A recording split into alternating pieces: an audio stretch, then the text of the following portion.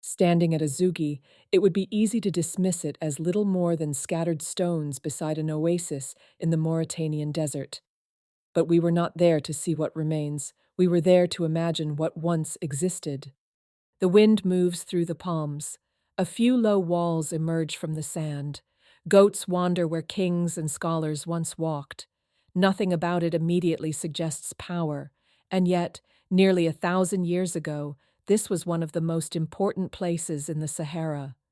This quiet oasis became the first capital of the Almoravids, a movement that began among the Berber tribes of the Western Desert and would eventually create an empire stretching from West Africa to Morocco and across the Strait of Gibraltar into Spain.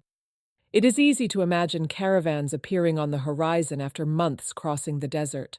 Thousands of camels carrying salt north and gold south, traders arriving from distant kingdoms, scholars debating religion beneath the shade of date palms, messengers carrying news across a landscape so vast it could swallow entire armies. The stones themselves reveal little of that story, but archaeology tells us that Azougui was connected to a surprisingly large world. Pottery, glass, and artifacts found here came from North Africa, the Iberian Peninsula, and lands even farther east. What appears isolated today was once woven into an international network of trade, culture, and ideas that stretched across continents. What's fascinating is not what survives, but what has vanished. The walls have collapsed. The markets are silent.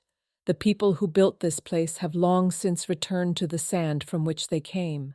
Yet standing amongst the ruins, it is still possible to sense their presence. To realize that empires do not always begin in great cities.